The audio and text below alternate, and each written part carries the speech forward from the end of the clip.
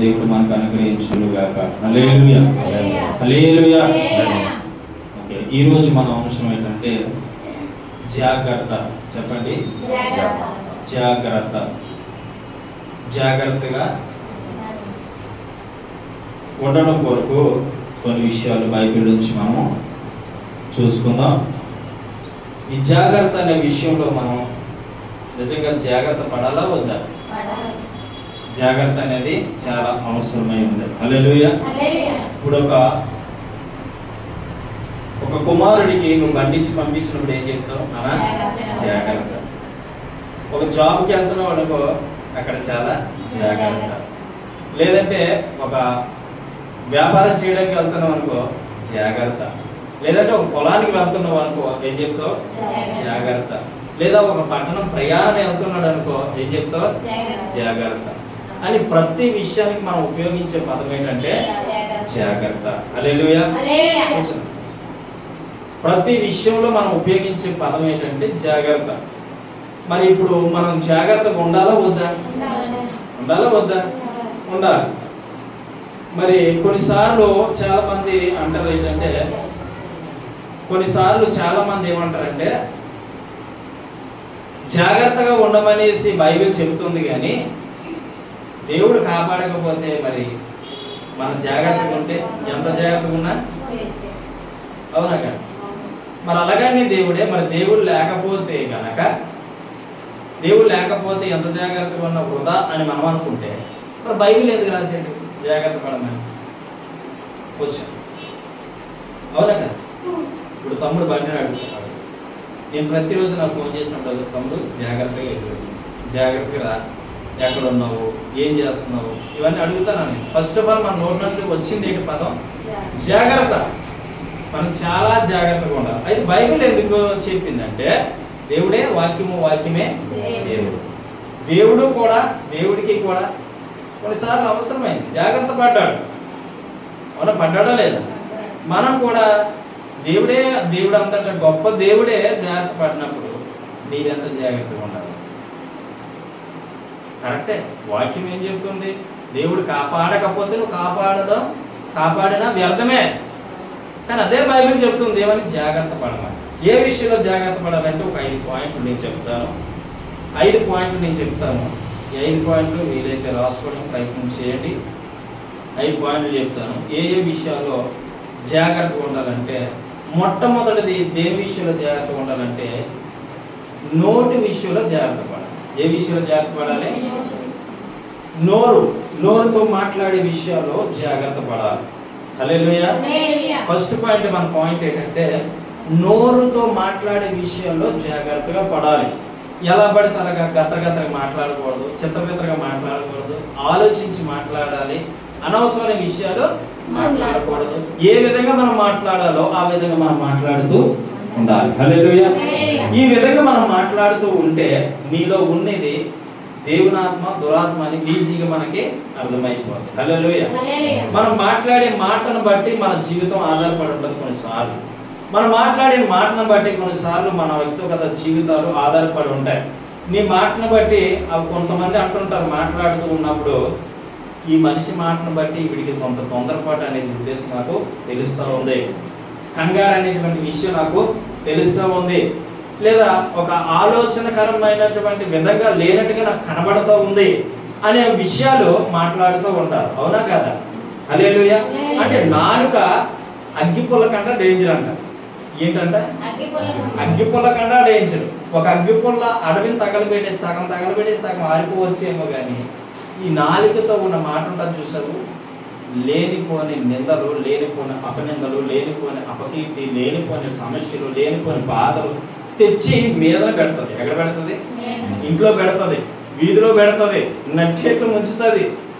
నీ నాలిక ఏమవుతుంది? నట్టేట్లు ముంచుతుంది నిన్ను.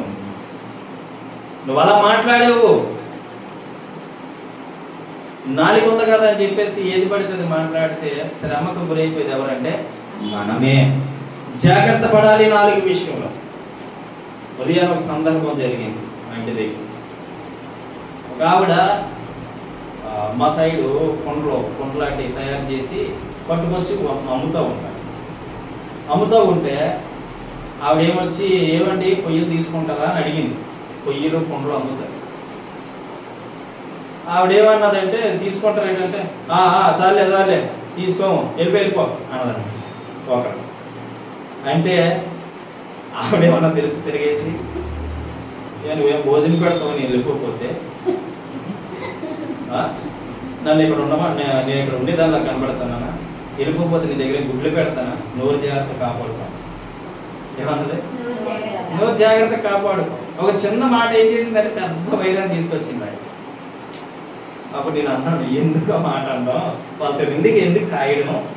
కొన్నిసార్లు చిన్న మాట అనుకొని పడతాను చూసావా, దానివల్ల నీకు శ్రమ వస్తుంది, దానివల్ల నీకు బాధ వస్తుంది, దానివల్ల నీకు అపకీర్తి వస్తుంది, నీ కీర్తి పోతుంది. అంటే పేరు పోతుంది. కీర్తనకి ఏంటంటే పేరు. నీ నోటును బట్టి నీ పేరు పోతుంది. అందుకే ఎలా పడితే అలా గతపెద్దకు మాట్లాడకూడదు. హల్లెలూయా. విశ్వాసులైనా సేవకులైనా గతపెద్దకు మాట్లాడితే శ్రమకు కారణం ఎవరంటే నేనే. చాలా మంది సేవకులు లైవ్ లో మాట్లాడుతూ ఉంటారు, చాలా మంది ఉద్రేకాలతో మాట్లాడుతూ ఉంటారు, చాలా మంది సమస్యలు బాధలు క్రైస్తవుల సమస్యలు చూడలేక మాట్లాడుతూ ఉంటారు. కానీ లైవ్ లో మాట్లాడేటప్పుడు చాలా జాగ్రత్తగా మాట్లాడాలి. హల్లెలూయా. ఎలా పడితే అలా మాట్లాడితే ఎవరికి వస్తే శ్రమ? మనకే. వాడు అవతల మతస్థుడవని, అవతల కులమస్తుడవని, అవతల ఎవరైతే కానీ నీ నోరుని జాగ్రత్తగా కాపాడుకోవాలి. దేవుడు అంత హింసించినప్పుడు దేవుడు ఒక పల్లెత్తి మాట అనలే. నువ్వు మాట అంటున్నావు అంటే ఆయన కంటే నువ్వు గొప్పడు అని అర్థం. నువ్వు అర్థం చేసుకుంటున్నావు. అలాగా ఒక మాట కూడా అనలేదు. అన్నాడా? మీకు సిలువ గురించి రేపు గుడ్ ఫ్రైడే చెప్తాను. ఏం జరిగింది, ఎలా జరిగింది, ఎన్ని గంటల సిలువ వేయబడ్డాడు, ఎన్ని గంటలకు దేవుడిని తీశారు, మనం ఎన్ని గంటల మందిరంలో గడపాలి, ఇవన్నీ గుడ్ ఫ్రైడేలో చెప్తాను. కానీ మన మాట ఎలా ఉండాలో తెలుసా? అవునంటే అవును, కాదంటే కాదు. ఖచ్చితంగా ఉండాలి. నోరుందని నోరు పారేసుకొని మాట్లాడితే సమస్యకు గురైపోతావు, కష్టానికి గురైపోతావు. ఒక ఆవిడ ఊరు వెళ్ళిందంట. ఏమయ్యా ఈ ఊరు ఎలాంటిది, మంచిదేనా అని అడిగిందంట. అందులో ఒక ఆయన వచ్చి అన్నాడట, అమ్మా నీ నోరు మంచిదైతే ఈ ఊరు కూడా అదే. నువ్వు ఎక్కడికో వెళ్ళిపోతున్నావు. తమ్ముడు అప్పుడప్పుడు నాకు ఫోన్ చేస్తున్నప్పుడు బస్సులో ఉన్న వాళ్ళు ఎవరు తెలుపుకుంటారు. నేను చెప్తుంటా, నేను నోరుని కాచుకున్నా ఆయన, ఈ నోరుని కాచుకో అంతే. సారీ అని అంత ఎందుకు అంత అయిపోయిందా? సారీ ఎందుకు? నోరు కాచుకోవాలి. నోరు కాచుకున్నాడు జీవితాన్ని కాచుకోగలుగుతాం. హల్లెలూయా. నోరు కాచుకుంటే జీవితం కాపాడుకోగలుగుతాం. నోరు కాచుకుంటే నీ మనసును కాపాడుకోగలుగుతావు. నోరే నిన్ను ముంచేసేది, నోరే నిన్ను పైకి తీసుకొచ్చేది కూడా నోరే. హల్లెలూయా. హల్లెలూయా. లైవ్ లో మాట్లాడేటప్పుడు కూడా ఎలా పడితే అలా మాట్లాడడం వల్ల మనకి ఏం కలుగుతూ ఉంటుందంటే మనసుకి నెమ్మది ఉండదు, శాంతి ఉండదు, సమాధానం ఉండదు. వాళ్ళు ఏం అంతస్తులు అయితే మనకు అవనవసరం. వాళ్ళ దేవుడు వాళ్ళకి ఎంత గొప్ప, మన దేవుడు మనకే అంతే గొప్ప. వాళ్ళ దేవుడికి వాళ్ళు మంచిదని వాళ్ళు పూజించేసుకుంటున్నారు. మన దేవుడు మనకు మంచి అని మనము ఆశ్రయిస్తూ ఉన్నాం. వాళ్ళ గురించి నువ్వు తప్పుగా మాట్లాడకూడదు, వాళ్ళ గురించి నువ్వేమి అనకూడదు. ఏ గుడిని చూసినా, గోపురాన్ని చూసినా మనం ఏమీ అనకూడదు. నాకు ఎన్నో గుళ్ళు కనపడుతూ ఉంటాయి. నాతో తిరిగిన వాళ్ళు కూడా వాళ్ళు చెప్తుంటారు, మా పండగ రండి అంటారు. నేను అంటాను, పండగ ముందైనా పిలవండి, పండగ తర్వాత అని పిలవను, కానీ పండగ రోజులు పిలుస్తాను. చాలా మంది నేను వెళ్ళాలి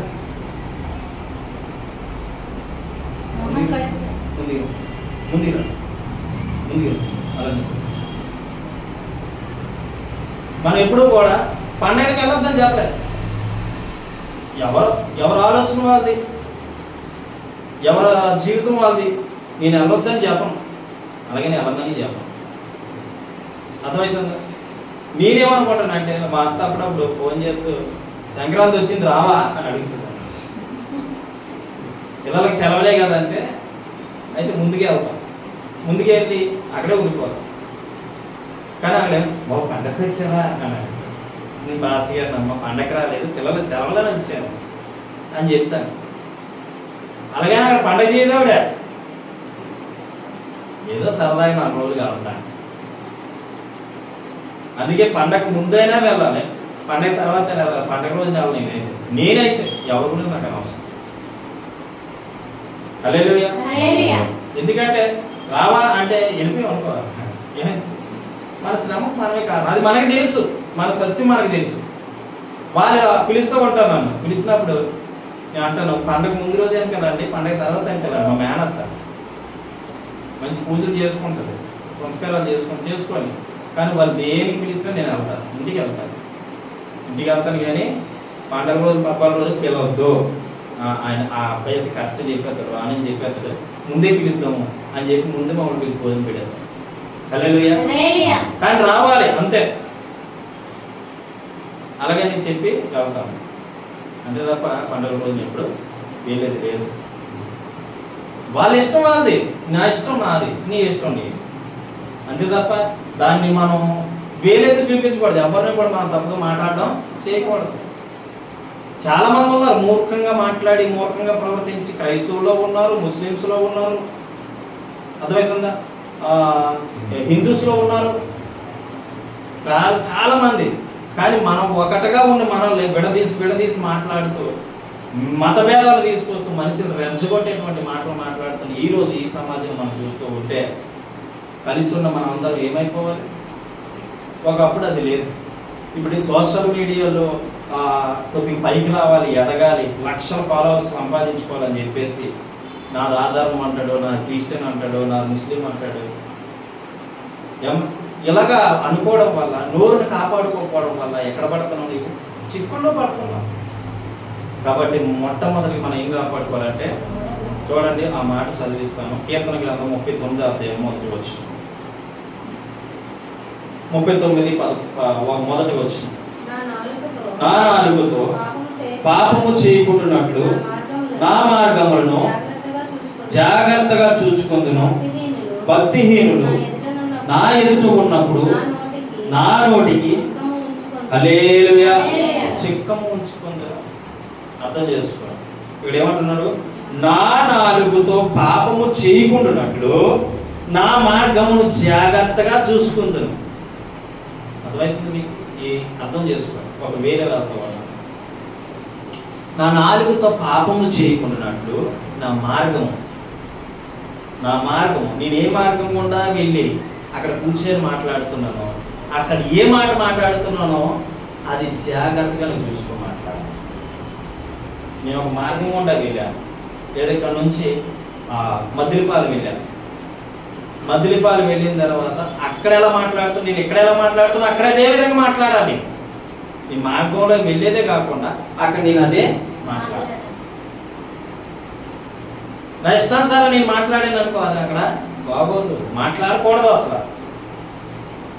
నీ ఇష్టం నీది, నా ఇష్టం నాది, ఎవరి ఇష్టం వాళ్ళది, ఎవరి గురించి నేను తప్పుగా అనకూడదు.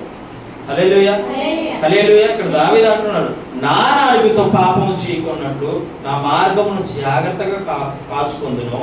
భక్తిహీనులు నా ఎదుట ఉన్నప్పుడు నా నోటికి చిక్కము ఉంచుకుంది. ఎప్పుడే ఇది గమనించాలి, ఇది చాలా ఇంపార్టెంట్ అన్నమాట. నా వైపు చూడండి. భక్తిహీనులు అంటే ఏంటంటే భక్తిలో దిగజారిపోయిన వాళ్ళు అనొచ్చు, లేదంటే భక్తిలో ఎదగలేని వాళ్ళు కావచ్చు, లేదంటే దేవుడు అని తెలుసుకొని దిగజారిపోయిన వాళ్ళు కావచ్చు, లేదు అనుకుంటే నమ్మలేని వారు కావచ్చు. వీళ్ళు ఎవరంటే భక్తిహీనులు. హల్లెలూయా. వీళ్ళు ఎవరంటే భక్తిహీనులు, భక్తిహీనతలో ఉండిపోయిన వారు, భక్తిహీనతలో పడిపోయిన వారు. ప్రభు అంటే తెలుసుకొని, ప్రభు అంటే తెలుసు, గొప్ప దేవుడు అని తెలుసు, సర్వశక్తిమంతుడు అని తెలుసు, సర్వాధికారి అయిన దేవుడు అని తెలుసు, ఏ కార్యమైనా చేయగలిగిన దేవుడు అని తెలుసు. కానీ వాళ్ళ నోట అంటే ఏమొస్తాయి? అపశృతులు వస్తాయి. అపశృతులు అంటే వారు మాటలాడలే మాట్లాడతారు. వీళ్ళు ఎవరంటే భక్తిహీనులు. వీళ్ళు భక్తిహీనతలో ఉండిపోయిన వారు. భక్తిహీనత అంటే భక్తి లేనటువంటి వారు అని అర్థం. భక్తిహీనులు అంటే అర్థం ఏంటంటే భక్తి అంటే తెలియలేని వారు అని అర్థం. భక్తిహీనులు అంటే అర్థం ఏంటంటే దేవుడి గురించి సర్వము తెలుసు, బైబిల్ చదవడం తెలుసు, ప్రార్థన చేయడం తెలుసు, దేవుడి మందిరానికి వెళ్ళడం తెలుసు, కానుకలు వేయడం తెలుసు, దేవుడి దగ్గర రావడం తెలుసు, కానీ దేవుడు అంటే డెప్త్ తెలియదు, లోతు తెలియదు. వీరు భక్తిహీనులు. హల్లెలూయా. మనం దేవుణ్ణి నమ్ముకుంటారు ఏమవుతుంది? దేవుణ్ణి నమ్ముకుంటా అంటే చెప్పలేదు. దేవుణ్ణి నమ్ముకోవడం వల్ల నీకు ఏంటి అంటే చెప్పలేదు. అసలు దేవుణ్ణి మాయకుండా నువ్వు ఎందుకు వచ్చినట్టు చెప్పలేరు. మీరు ఎవరంటే భక్తిహీనులు. సమాధానం చెప్పలేని వారు భక్తిహీనులు. తెలియదు వీరికి. బైబిల్ చదివితేనే కదా లోతు తెలిసేది. ఇలాంటి వాళ్ళ దగ్గర నువ్వేం చేయాలో తెలుసా? మాట రాకుండా నీ నోటికి ఏం పెట్టుకోవాలి? మీకు సింపుల్ గా చెప్తారు. మా సైడు నూర్చడం అంటే ఏంటి తెలుసా? వరి పోసి దాన్ని నూరుస్తారు. నూర్చడం అంటే దాన్ని తీస్తారు, గడ్డిలోంచి వేరు చేస్తారు ధాన్యాన్ని. వినండి నా వైపు. గడ్డిలోంచి ధాన్యాన్ని వేరు చేసేటప్పుడు ఒక 2 ఎడ్లు ఏమొచ్చి పూజ పోస్తారు. పూజ అంటారు దాన్ని. పూచి ఈ చుట్టూ తిప్పుతారు. ఒక పెద్ద రాయి కట్టి దాన్ని తిప్పితే ఆ రాయి ఏం చేస్తుందంటే ఈ గడ్డిని ధాన్యాన్ని వేరు చేస్తారు. వేరు చేసినప్పుడు అది నూరుస్తూ ఆ గీద ఏం చేస్తుందో తెలుసా? ఈ గడ్డిని తింటా ఉంటాం. తింటా ఉంటే ఇది తింటుంటే ఇది తినేసిన తర్వాత ఏమేస్తుంది? అందుకని అది భయం వేసి ఆ గీదకి చిక్కం తగిలించేస్తాడు మొక్కకి. ఏం తగిలిస్తాడు? చిక్కం ఇలా తగిలించేస్తాడు. నేను అనుకుంటాను దీనికి ఎందుకు చిక్కం తగిలిస్తాడు అంటే దీని నోరు మంచిది కాదు. దీని నోరు మంచిది కాదు. ఇలాగే వెళ్తుంది, నూరుతుంది, ఇలా తింటది. మళ్ళీ అలాగే వెళ్తుంది, ఎక్కడ కాస్త తింటది, ఇలాగే వెళ్తుంది, కాస్త తింటది. ఈ తినడం వల్ల ఈ అరుగుదల వచ్చి ఈ తిరగడం వల్ల అరుగుదల వస్తుంది రాదా? వెనకాల నుంచి మళ్ళీ పేడేస్తుంది. దీనికి ఏం చేస్తాడు? ఇది తినకపోతే ఇది రాదుగా. హల్లెలూయా. అర్థం చేసుకోండి. ఇది తినకపోతే ఇది రాదు కదా. అందుకని వాడు ఏం చేస్తాడంటే ఆ ఎండ్లు పూచేవాడు ఏం చేస్తాడంటే ఆయన అంటాడు దీని నోటికి చెక్కం వేసేదన్నమాట. ఇది గడ్డి తినదు, గడ్డి తినకపోతే తేడా రాదు అని ఒక నూర్చే వ్యక్తికి ఉన్న జ్ఞానం ఈ రోజు మనుషులకు లేదు. మనం మాట్లాడితే పొరపాటు జరుగుతూ ఉంది, మనం మాట్లాడితే తప్పుదమ్ము జరుగుతూ ఉంది. మనం మాట్లాడడం వల్ల అక్కడ కుటుంబాలు నాశనం అయిపోతున్నాయి. కొంతమంది చూడండి దెబ్బ కొట్టరు కానీ మాట చాలు మనిషిని లాగా ఇచ్చేస్తుంది. ఇనుమునైతే ఉంచలేం కానీ మనిషి మాట ఇనుమును కూడా ఉంచేస్తుంది. ఇనుములాంటి మనిషిని కూడా ఏమవుతుంది? ఇరిచేస్తుంది, వంచేస్తుంది. అవునా కాదా? మోకాలు వేస్తే పోతున్నాం. ఇది మాత్రం అందరి భాషలో వస్తుంది. హల్లెలూయా. ఇనుమునైనా వంచేస్తుంది మనిషి మాట. ఎప్పుడు కూడా దేవుడు నమ్ముకున్నాం. ఇప్పుడు సదా వచ్చి అక్క దేవుడు ఎందుకు నమ్ముకున్నాం? మా దేవుడు లేరా? ఆ దేవుడు కొంతకాలం నమ్మేవు కదా. ఆ దేవుడు చింతలోకి ఎందుకు వచ్చాడు? ఎవరైనా సరదాగా అడిగినప్పుడు నువ్వు అడిగితే ఏం సమాధానం చెప్పు? ఏం సమాధానం చెప్పగలవు? ఏమని చెప్పగలవు? దేవుడు నాకు మేలు చేశాడు, దేవుడి దగ్గరికి వస్తే నా కష్టం తీరింది, నా బాధ తీరింది, నా సమస్య తీరింది అని చెప్పి. కానీ చెప్పినా వాళ్ళు 1-2 అడుగుతున్నప్పుడు నువ్వు మళ్ళీ ఇంకేం చేస్తావు? కానీ ఎంత చెప్పినా వాదిస్తావు. ఏం చెప్తావు? కానీ ప్రభు ఏం చెప్తున్నాడు తెలుసా? భక్తిహీనులు అనేటువంటి వారిని ఎందుకు వచ్చి ఇలాంటి పుల్లి ప్రశ్నలు అడిగినప్పుడు, ఇలాంటి పనికిమాలి ప్రశ్నలు అడిగినప్పుడు మన నోటికి చెక్కాలని చేస్తాం. సరే నువ్వేదనుకుంటే అది నాకు తెలియదు అంతే. That's all. అంతే. అలాంటి వాళ్ళతో మాట్లాడకూడదు. ఏమన్నాడు తెలుసా? పందుల దగ్గర నా ముత్యాలు విసరకండి, అవి తీసుకోవు, తొక్కేస్తాయి. పందులాంటి మనుషులు ఉంటారు, పంది స్వభావం కలిగిన మనుషులు ఉంటారు. ఇలాంటి వాళ్ళ దగ్గర మనం మాట్లాడకూడదు. అసలు మాట్లాడితే తేలా మోసే తిరిగి నీ మీద అంటారు. అవునా కదా? దేవుడు అంత గొప్ప కూడా. నీకు లోతు తెలిస్తే మాట్లాడ తప్పలేదు. ఇది తెలియకపోతే నీ నోటికి చెక్కం పెట్టు అంతే. వాళ్ళతో వాదించడానికి మాత్రం ప్రయత్నించవద్దు. ఎట్టి పరిస్థితుల్లో వాళ్ళతో అసలు మాట్లాడడానికి ప్రయత్నం చేయొద్దు. వాళ్ళ అపహాసకులు.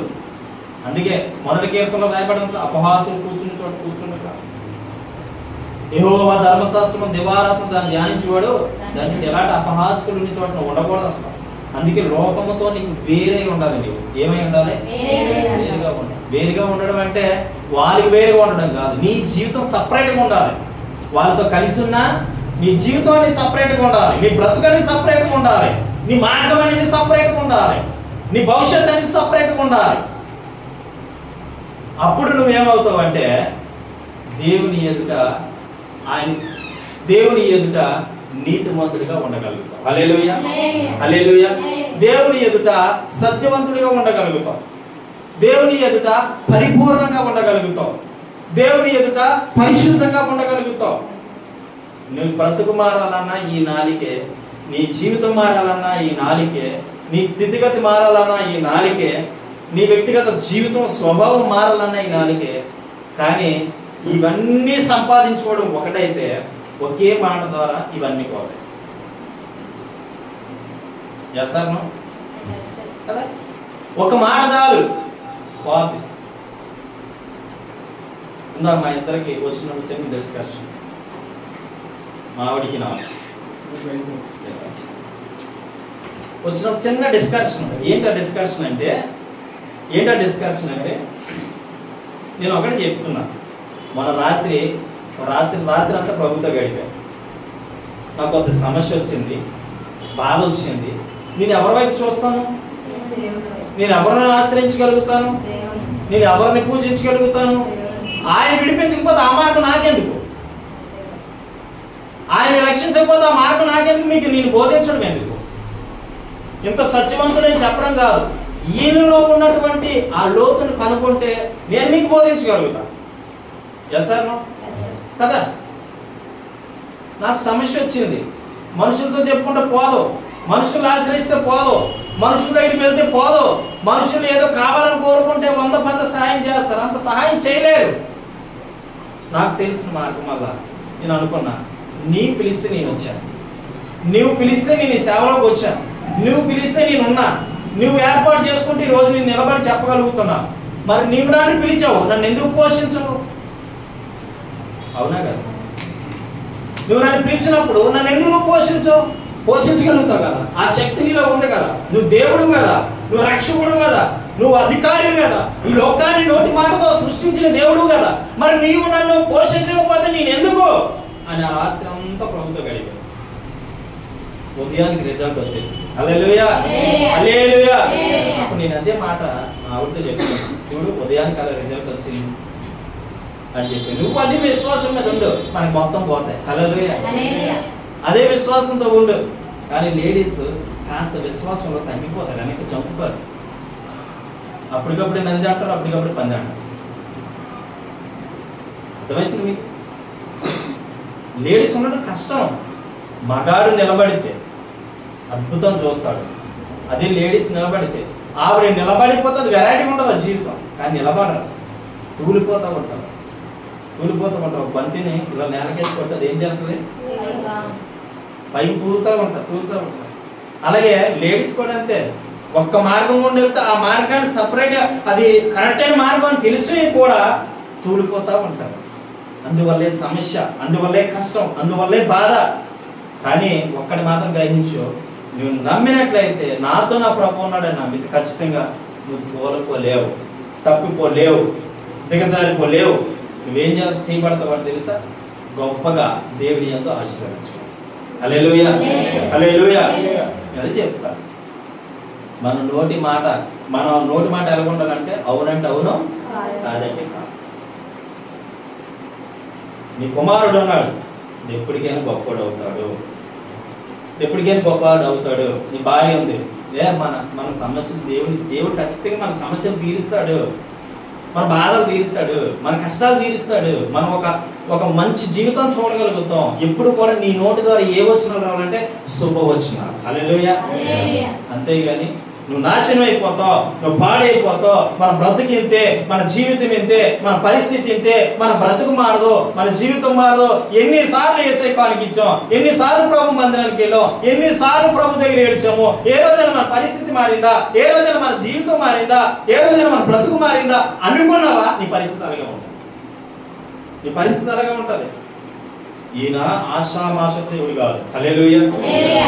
ఈ దేవుడు ఆషామాష దేవుడు కాదు. ఎందుకు ఇలా చెప్పగలుగుతున్నానంటే, ఒక్క రాత్రి పరిస్థితి మారిపోయిందంటే నువ్వు గడిపి చూడు ఒకసారి, దేవుడు నీ జీవితాన్ని మార్చేస్తాడు. హల్లెలూయా, హల్లెలూయా. అందుకే కష్టం వచ్చినప్పుడు అబ్బా తండ్రిని మొరపెట్టడం కాదు, కానీ మన జీవితం బాగున్నప్పుడే నీ దేవుడికి మొరపెట్టు. నీ నాలుగుతో మాట్లాడే ప్రతి మాట ఎలా ఉండాలంటే శుభమే. హల్లెలూయా, హల్లెలూయా. కొన్నిసార్లు పిల్లల మీద చిరాకు పడి వాళ్ళ మీద వ్యసనం పడి పనికి మాల పనికి మాల కూడా అంటారు చూడ. అది నీ నోటి మాట ఏ విధంగా వస్తుందో నీ పిల్లల జీవితాలు అలాగే ఉంటాయి. నీ నోటి మాట ఏ విధంగా వస్తుందో నీ పిల్లల భవిష్యత్తు అలాగే ఉంటుంది. ఎందుకంటే నువ్వు చెప్పిస్తున్నావు కదా, నీవే కదా నీ బిడ్డలు పాడు చేస్తున్నావు, నీవే కదా నీ బిడ్డలు పాడు చేస్తున్నావు. ఎవరు పాడు చేస్తున్నారు? నోటి మాట ద్వారా మాట్లాడి మాట జాగ్రత్త పెట్టుకో, మనసులో గుర్తు పెట్టుకో. మొట్టమొదటి పాయింట్ ఏంటి? నాలుకని జాగ్రత్తగా. మన అంశం ఏంటి? జాగ్రత్త. హల్లెలూయా హల్లెలూయా. మొట్టమొదటి పాయింట్ ఏంటంటే నోటిని కాచుకోవాలి. రెండోది వాక్యం వినే విషయంలో జాగ్రత్త పడాలి. హల్లెలూయా. మొదటి పాయింట్ ఏంటంటే నాలుక కాపాడుకునే విషయంలో జాగ్రత్తగా ఉండాలి. రెండోది వాక్యాన్ని వినే విషయంలో జాగ్రత్తగా ఉండాలి. చూడండి, ఆ వాక్యం చూపెడతాను. కీర్తన గ్రంథము 119 కీర్తన 9వ వచనము. 119 కీర్తన 9వ వచనం. మొట్టమొదటిగా నాలుకని కాపాడుకోవాలని దేవుడు చెప్పాడు. రెండోది వాక్యాన్ని బట్టి మనం జాగ్రత్తగా ఉండాలి. యవనస్తులు దేని చేత తమ నడత సిద్ధిపరచుకొందురు, ఈ వాక్యమును బట్టి దాన్ని జాగ్రత్తగా చూసుకునే చేతనే కదా. హల్లెలూయా హల్లెలూయా. చూడండి, రెండో జాగ్రత్త ఏంటంటే యవనస్తులు దేని చేత తమ నడకలను శుద్ధిపరచుకొందురు, నీ వాక్యమును బట్టి దానిని జాగ్రత్తగా చూచుకొనుట చేతనే కదా. ఎంత చక్కని మాట, ఎంత చక్కని మాట బైబిల్లో రాయబడి ఉంది. యవనస్తులు అంటే ఏ ఇయర్ నుంచి యవనం స్టార్ట్ అవుతుంది? 13 years నుంచి 35 years దాకా. అంటే 13 సంవత్సరాల నుంచి 35 సంవత్సరాల వరకు ఏ వయసు ఇది? ఇప్పుడు యవన వయసు అంటే 40 సంవత్సరాలు కూడా 50 సంవత్సరాల మొదలు కూడా యవన వయసులో ఫీల్ అయిపోతున్నారు.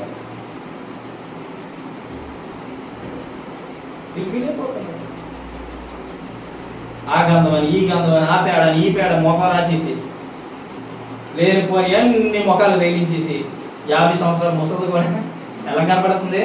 16 సంవత్సరాల అమ్మాయిలు కనపడుతుంది.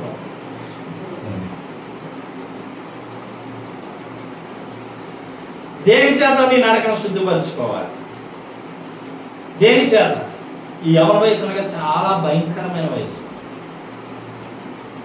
ఈ భయంకరమైన వయసులో నువ్వు ఎలా ఉండాలి? ఎలా జాగ్రత్తగా నీ బ్రతుకును కాపాడుకోవాలి? ఎలాగా జాగ్రత్తగా నీ పరిస్థితిని కాపాడుకోవాలి, నీ జీవితాన్ని కాపాడుకోవాలి, నీ కుటుంబాన్ని కాపాడుకోవాలి అని ఇక్కడ రాయబడి ఉంచిన మాటలు మనం చూసినట్లయితే దేని చేత తన నడకను శుద్ధిపరచుకుంటారంటే వాక్యము చేతనే కదా. హల్లెలూయా. వాక్యం వినేటప్పుడు ఎలా వినాలట? జాగ్రత్తగా వినాలి. యవనస్తులు జాగ్రత్తగా వినాలి, భయముతో వినాలి, భక్తితో వినాలి, వణుకుతో వినాలి. చెల్లిలా నిద్రపోయి కాదు అమ్మా, నీరసంతో కాదు, భయముతో కాదు, నీరసంతో కాదు, బలహీనతతో కాదు. వాక్యం వింటూనే నీలో ఏం కలగాలి? స్వస్థత కలగాలి. హల్లెలూయా హల్లెలూయా. స్వస్థత కలగాలి, స్వస్థత కలగాలి. నేను ఎవ్వరు చెప్పినా ఎలా ఉంటానండి, ఎవరు మాట్లాడినా ఎలా ఉంటానో దాంట్లో నాకు ఏదైతే అవసరమో అది తీసుకుంటాను. ఇదే కరెక్ట్ పాయింట్ అయితే, ఇదే మనకు కావాల్సిన పాయింట్ అయితే, ఇదే మనకి అవసరమైన విషయం అయితే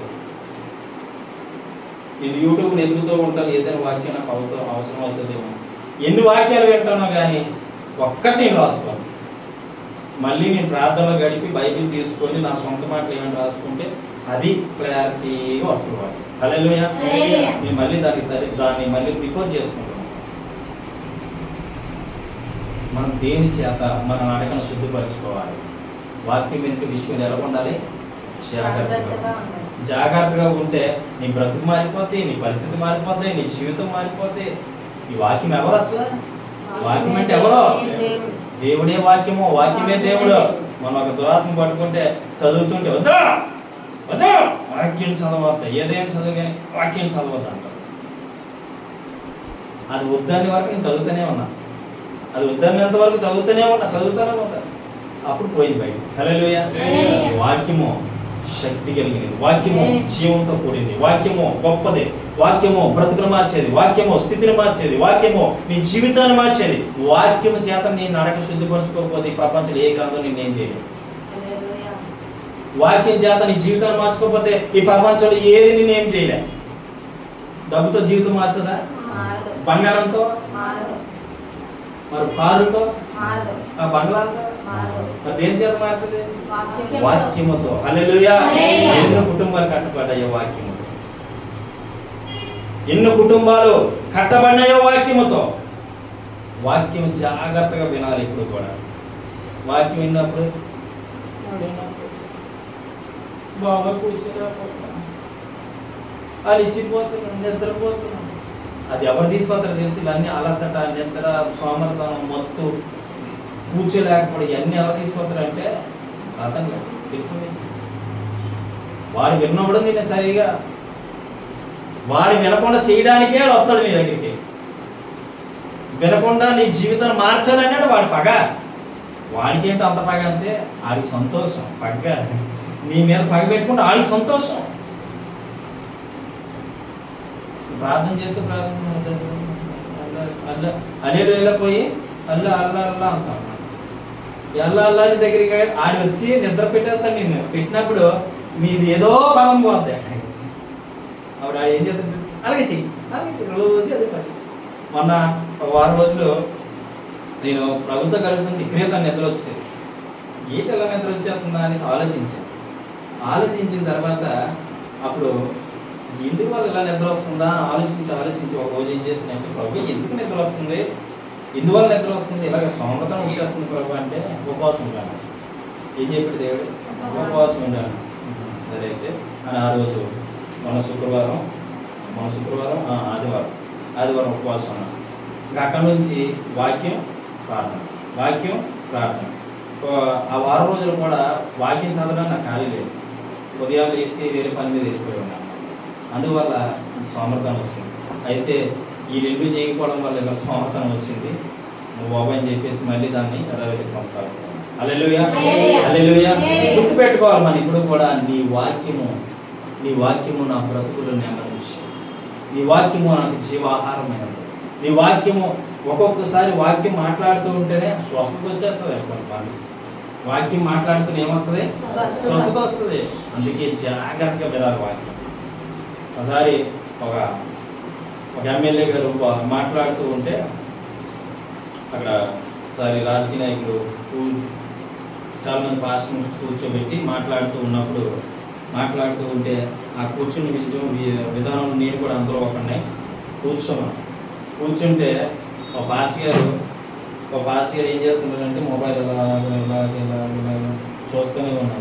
చూస్తూనే ఉంటే నా పక్క ఆయన బాగా వింటున్నాడు వాక్యం. నా పక్క ఆయన ఇలాగే అసలు కన్ను రెప్పకొట్టలేదు, ఇలా పెట్టుకున్నాడు. వింటుంటే ఆయన వినేవాడు. నేను ఏం చేశానంటే బ్రదరు అంటే ఆయన అందే కాదు బ్రదరు ఇది చూడండి, ఈయన దేనికి వచ్చినాడు అంటే ఆయన ఏం చేశాడు తెలుసండి. నేను ఈయన చూసి ఈయన వినలేదేమో అనుకుంటాను. నేను వినలేదని మర్చిపోయా. గుర్తుపెట్టుకోండి, నేను వినడం మర్చిపోయాను సంగతి నాకు తెలియకుండా. అందుకే కొంతమంది అంటే నా కంటులోని దూరం ఉంచుకొని ఎదుటోళ్ళు కంటులో నలిసి తినేలా అన్నాడు ప్రభానికి. నేను పొరపాటు చేస్తున్నాను నాకు సంగతి తెలిసి ఈ పొరపాటు చేసి మనిషిగా చూస్తున్నాను. నేనే పాడినంటే నాకంటే పాపి ఏడు చేస్తాను వెలుగుతుంటే శుభ్రంగా ఇన్ని మనిషి నేనేం చేస్తాను బ్రదరు అంటుంటే ఆయన ఏమన్నాడు తెలుసా? నువ్వు వినలేదు, ఆయన పని ఏదైనా ఆయన చేసుకుంటున్నాడు. నువ్వు వినలేనితో పాటు నన్ను వినకుండా చేస్తున్నావు. సరిగ్గా ఇక్కడ కూర్చుని ఆయన పక్కెళ్ళిపోన్నాడు. అంటే చూడండి, నీ వాక్యం చెప్పినప్పుడు ఎప్పుడు కూడా నీ పనులు ఎటువైపు ఉండాలంటే వాక్యం మీద. హల్లెలూయా. మనసు ఎటువైపు ఉండాలంటే వాక్యం మీద. నీ బుద్ధి ఎటువైపు ఉండాలంటే వాక్యం మీద. నీ యొక్క జీవితము, నీ యొక్క బ్రతుకు, నీ యొక్క పరిస్థితిని ఆ వాక్యం బయలుపరుస్తూ ఉన్నప్పుడు ఇదే కదా నా బ్రతుకు, ఇదే కదా నా జీవితం అని నువ్వు ఆలోచిస్తూ వాక్యం కనుక వింటే నీ స్వస్థత వస్తుంది, నీ జీవితంలో నెమ్మది వస్తుంది, నీ జీవితాన్ని సుఖం దొరుకుతుంది. హల్లెలూయా. జాగ్రత్తగా వినాలి. రెండోది ఏంటి? వాక్యం వినేటప్పుడు వాక్యం వినే విషయం ఎలా ఉండాలి? మూడోది, ప్రభువుని వెతికే విషయంలో జాగ్రత్తగా ఉండాలి. ఏ విషయంలో జాగ్రత్తగా ఉండాలి? వెతికే విషయంలో జాగ్రత్తగా ఉండాలి. చూడండి, సామెతల గ్రంథము 8వ అధ్యాయము 17వ వచనం. సామెతల గ్రంథము 8:17.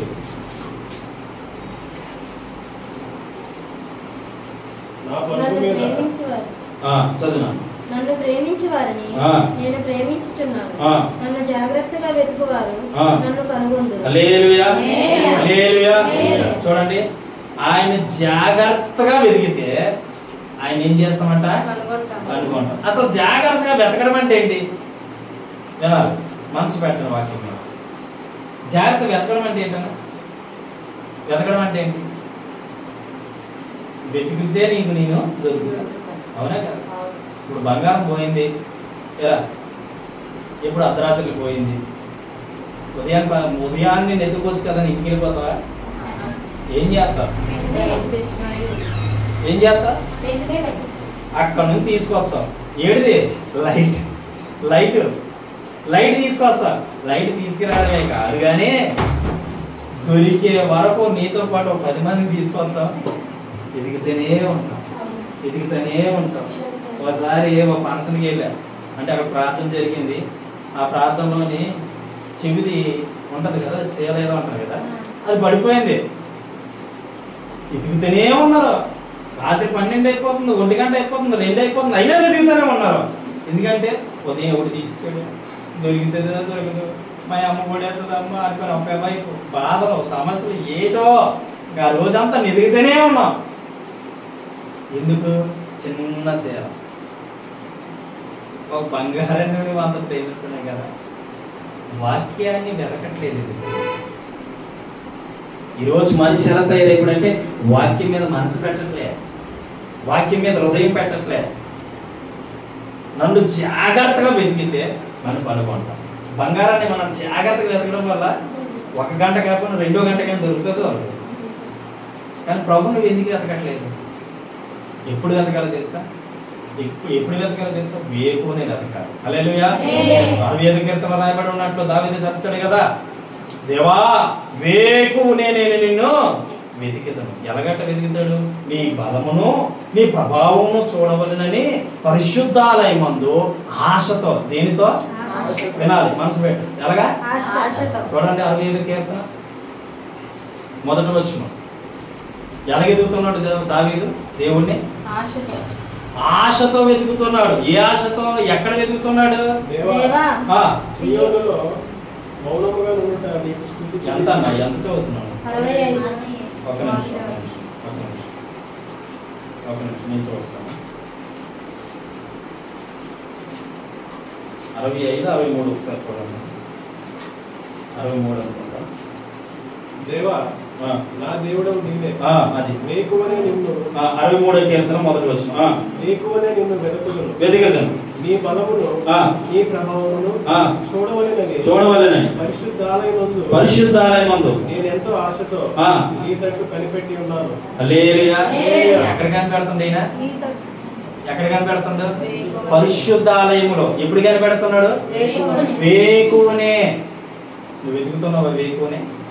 ఎంతమంది లేచారు ఈరోజు ప్రార్థన? అబద్ధం లేకుండా చెప్పండి.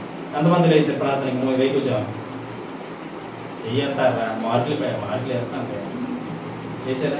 ప్రార్థన చేసారా? మరి ఎగలేదా? ఏం చెయ్యకూడదా? మీరు చేశారు కదా, ప్రార్థన చేసుకున్నారు కదా. డైలీకి ఇదే చెయ్యాలి. మనతో ఆయన బంధం ఉండాలన్నా, ఆయనతో మన బంధం ఉండాలన్నా ఇదే మనం కలిపేది. ఏది కలిపేది? పెళ్లి అనే ఒక అక్షరంతో ఒక తాళి కట్టేసేసరికి ఎవరో అమ్మాయిని భార్య అయిపోవాలి. అంతే కదా, ఎవరో అమ్మాయి నువ్వు తాళి కట్టేసరికి నీ భార్య అయిపోతుంది. ఒక పెళ్లి అని పదం పెట్టి మయ్యాన్ని ఆవిడ తాళి కట్టి నువ్వు తెచ్చుకుంటున్నావు ఈజీగా. అవునా కదా? పెళ్లి అనే ఒక మాటతోనే అమ్మాయిని తెచ్చేసుకుంటున్నావు. మరి ప్రభువు మన కొరకు ప్రాణం పెట్టాడు, మన కొరకు రక్తం కాచాడు, మన కొరకు శిలువలో బలియాగం అర్పించాడు. నీకు ఆయనకు ఉండవలసిన బంధం ఏంటంటే ప్రార్థన. ఇక్కడ మనుషులకి పెళ్లి, మనుషులకి కలిపేది పెళ్లి. అక్కడ మనిషిని దేవుడిని కలిపేది ప్రార్థన. హల్లెలూయా హల్లెలూయా. ఈ ప్రార్థన అనే బంధం ఉండాలి మీకు. ఎవరికి? మనిషికి దేవుడికి. హల్లెలూయా. ప్రార్థన అనే బంధం ఉంటే ఖచ్చితంగా నువ్వు ప్రభువుని కలుసుకుంటావు. ప్రభువుని వెతికే వారిలో ఒకరు నీవు. హల్లెలూయా హల్లెలూయా. వేకువజామున వెతికాడంట. ఎక్కడ వెతికాడంటే తీరమ చూస్తే దేవుని ఆలయంలో. నువ్వెక్కడ ఎదుగుతున్నావు అంటే ఇంటికాడ మంచం మీద 7 గంటల దాకా వెతుకుతానే ఉన్నాం. ఎలాగా? అడ్డుర్రు అబ్బుర్రు అనుకొని.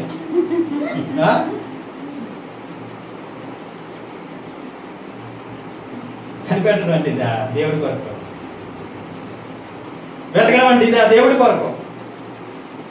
ఇలా విను, నిజం చెప్తున్నా. దేవునికి నీకు ఏ బంధం ఉండాలి తెలుసా? ప్రభువుకి నీకి ప్రార్థన అనే బంధం ఉండాలి. హల్లెలూయా.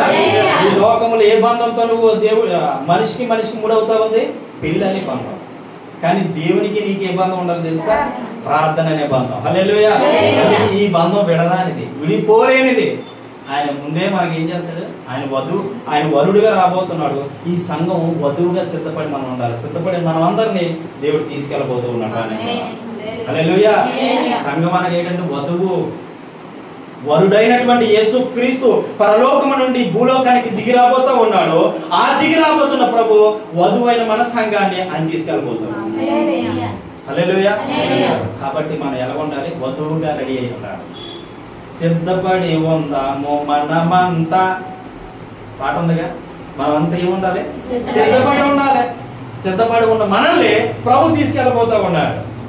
అందుకే ఎవరైనా క్వశ్చన్ అడుగుతారు కొంతమంది, వరుడు అంటే అర్థం ఏంటి, వధువు అంటే అర్థం ఏంటి అంటే లోకపారంగా మనమేమంటుంది? వరుడు అంటే పెళ్లి కొడుకు, వరుడు అంటే పెళ్లి కూతురు, వధువు అంటే పెళ్లి కూతురు అంట. అప్పుడు ఏమంటారు తెలుసా? నీకేం తెలియదు సింపుల్ అంటారు. కానీ బైబిల్ జ్ఞానం తెలిసిన నీవు వరుడు అంటే ఏంటి, వధువు అంటే ఏంటి క్వశ్చన్స్ వస్తాయి. ఇలాంటి ఒక్కోసారి మీకు అప్పుడు చెప్పాలి. వరుడు అనగా యేసుక్రీస్తు ప్రభు, వధువు అనగా సంఘం. ఆ వరుడే యేసుక్రీస్తు ప్రభు వధువైన సంఘం కొరకు రాబోతూ ఉన్నాడు. మనం తీసుకెళ్ళబోతా ఉన్నాడు. ఇది జరగబోతా ఉన్నాడు. హల్లెలూయా. కాబట్టి మన ఇద్దరికి ఆ ప్రభుకి నీకు ఏ బంధం ఉండాలి చెప్పండి? ప్రార్థన అనే బంధం. హల్లెలూయా. పెళ్ళనే ఈ బంధంతో నీ ముడిపడ్డా నీ భార్య నువ్వు చేసుకున్న బాగా ఉంది లోకంలో.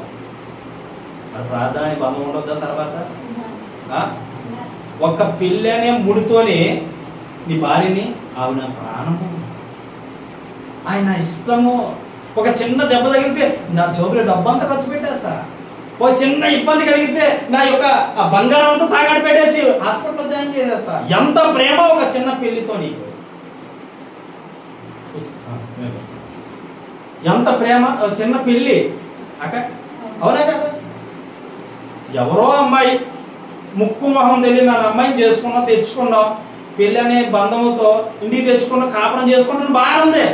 కానీ చిన్న దెబ్బ తగిలేసరికి నా బంగారం ఏమైందిరా తల్లి, నేనున్నాగా, నేను చూసుకుంటాగా.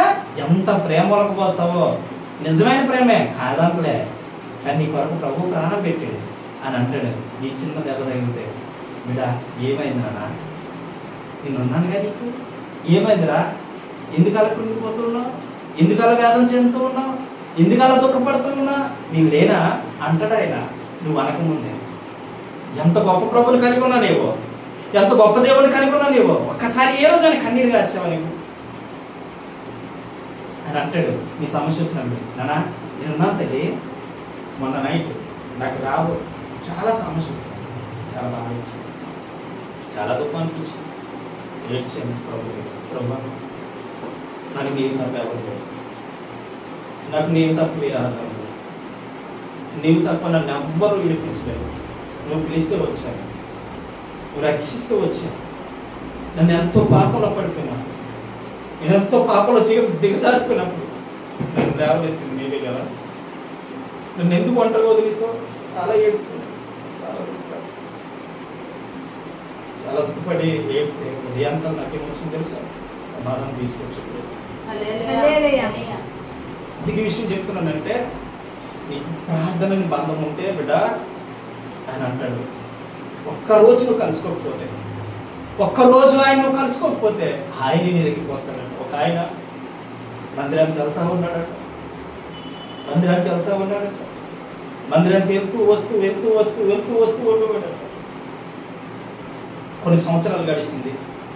ఆయన రావడం పోవడం ఎవరు చూస్తున్నారు తెలుసా? ప్రభు చూస్తున్నారు. ప్రభు చూస్తూ వస్తూ పోతూ ఉన్న ఒక ఆయన ఒకరోజు సడన్ గా రాలేదు. ఆయన వచ్చే ముందే ప్రభు వచ్చి తన దగ్గర కూర్చుండేవాడంట.